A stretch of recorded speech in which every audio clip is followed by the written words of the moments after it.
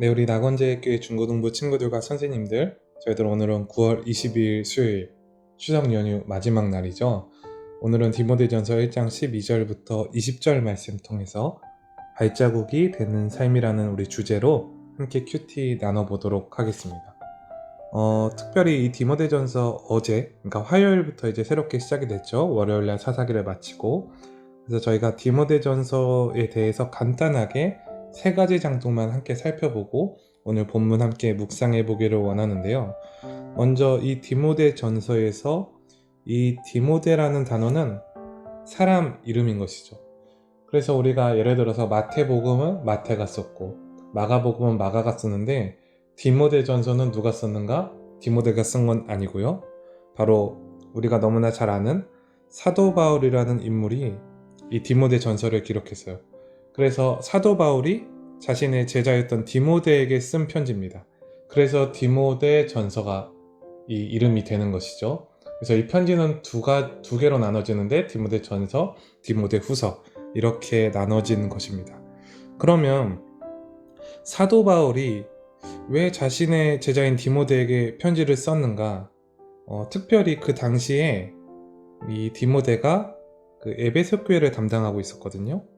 그런데 이 에베소 교회에 거짓 교사들, 즉 거짓 복음, 가짜 복음, 이 순수한 예수 그리스도로 인해 오는 전적인 이 구원과 은혜를 계속해서 훼손하고 왜곡시키는 이단들, 아주 그냥 교묘하게 들어오는 그런 이단들도 많았고, 또 교회 안에 분쟁도 많았고, 또 말싸움도 많이 했고, 그러한 여러 가지 아픔과 어려움이 많았어요.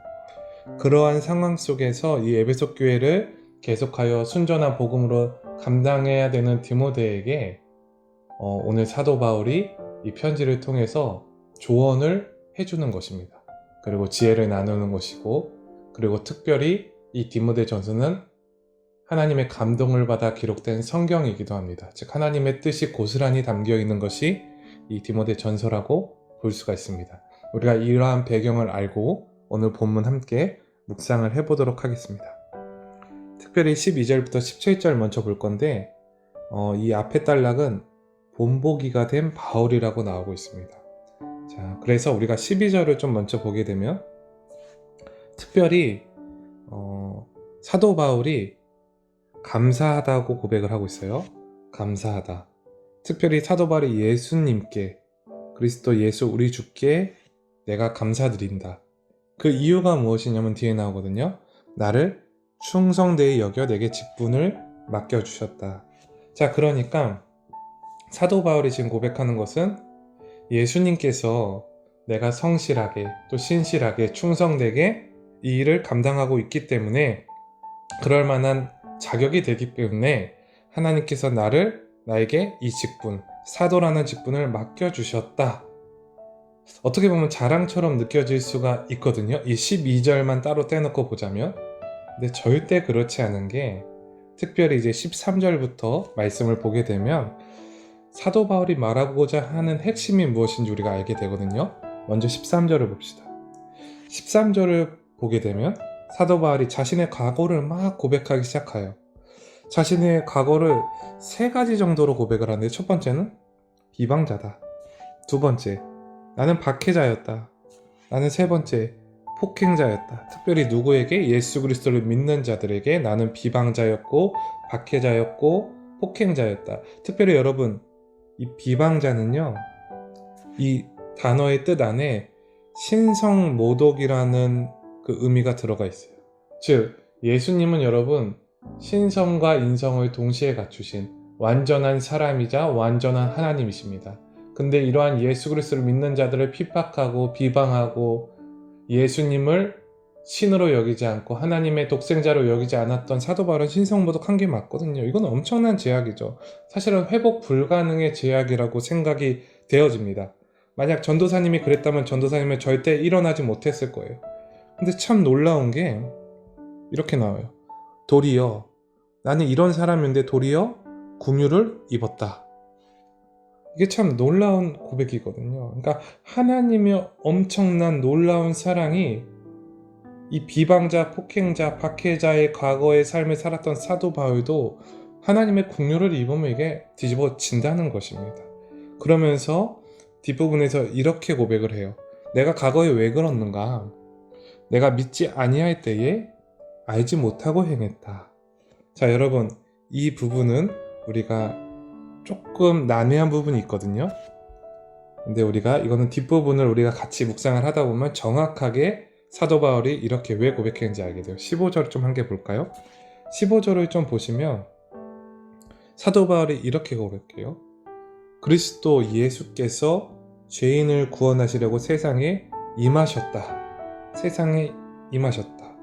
자, 그러니까 지금 사도 바울의 이 고백 안에는 자신 역시 죄인이라는 고백이 되어지고 있는 것입니다. 근데 여러분, 자신이 그냥 죄인이 아니래요. 사도 바울은 뭐라 그러냐? 나는 죄인 중에 괴수다. 특별히 여러분, 이 괴수라는 단어는 여러분 단순하게 이렇게 생각하시면 돼요. 이건 사도 바울의 고백인데 뭐냐면 내가 죄인 중에 가장 큰 죄인이다. 죄인 중에 죄인이다. 나는 비방자였다. 폭행자였다. 박해자였다. 나보다 더 큰 죄인이 없다. 이게 사도 바울의 고백이에요. 근데 이런 나를 하나님의 그 긍휼하심을 따라서 내가 구원을 받았다는 것을 고백하고 있는 것입니다. 자, 좀 정리를 우리가 해볼까요? 정리하자면 절대 구원받을 자격 없는 죄인 중에 죄인인 바울이 오직 하나님의 긍휼하심을 따라서 구원을 받았다는 것입니다. 우리는 이것을 전적인 은혜라고 합니다. 특별히 우리 친구들이 좀 이해하기 쉽게 생각하면은 100%의 하나님의 은혜로 구원을 받은 것입니다. 그러니까 단 0.1%도 0.01%도 아주 조금도 바울의 공로가 없다는 거예요.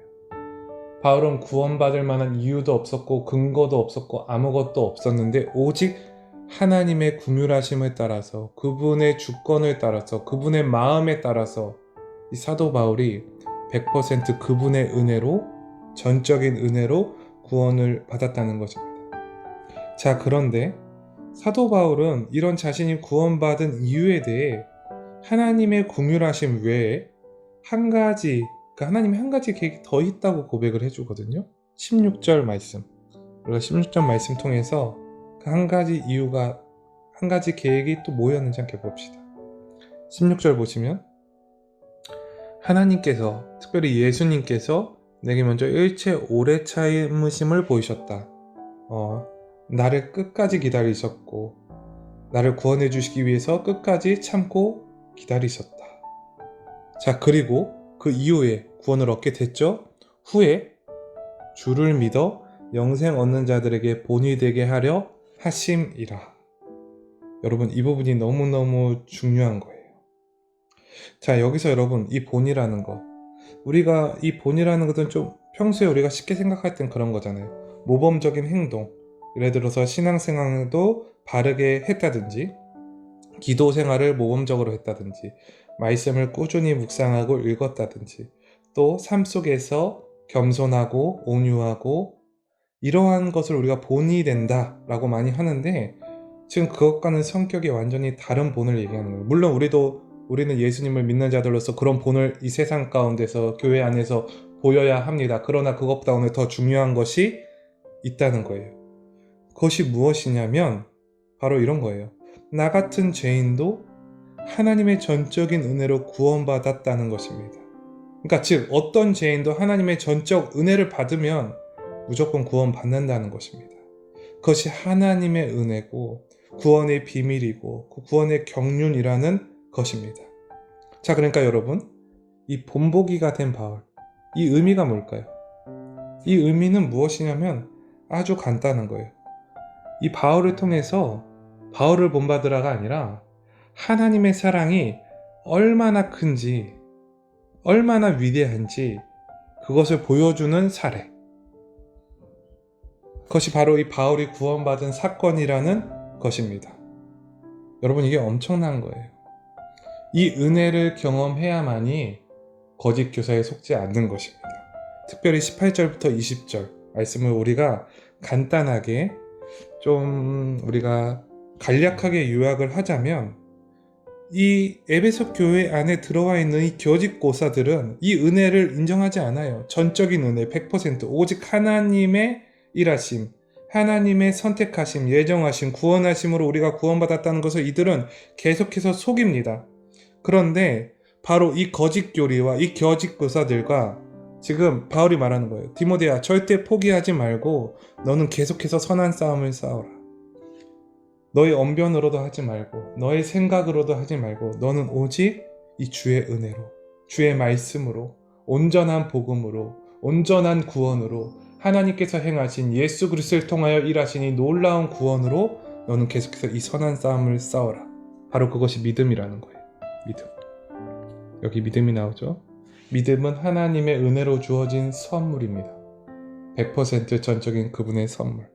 그리고 이 믿음을 받게 되고 이 믿음 가운데 생활을 하다 보면 자연스럽게 착한 양심을 따라서 살게 되는 것입니다. 하나님께서 주신 그 양심.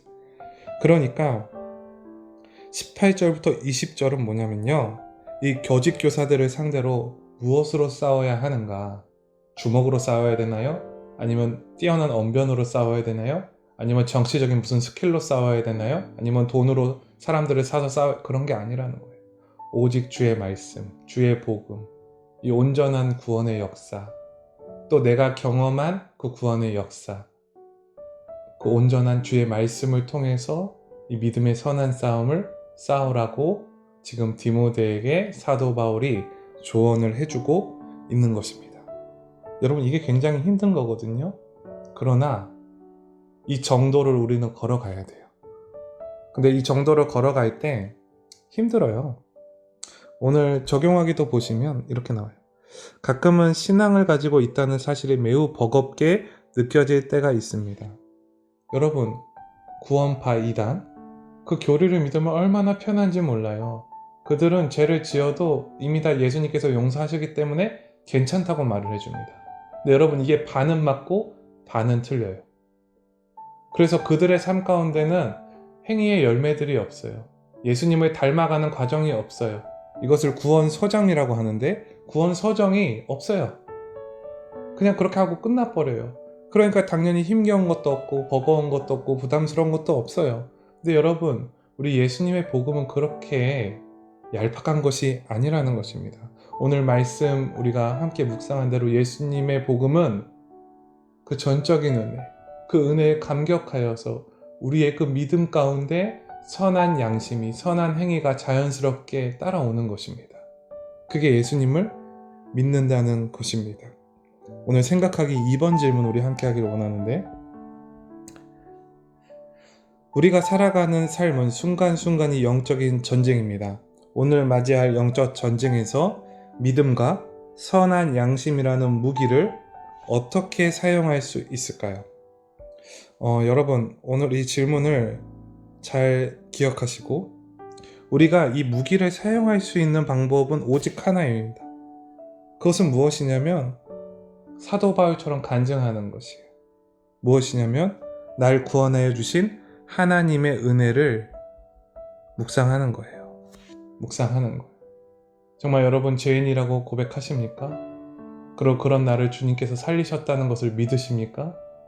나는 죽을 수밖에 없는 죄인이고 지옥에 떨어질 수밖에 없는, 숨 쉴 때마다 죄질 생각만 하는 그러한 추악한 죄인인데 그런 나를 살리신 하나님의 긍휼하심, 그분의 오래 참으심, 예수 그리스도 통한 그 십자가의 능력과 구원을 믿으십니까?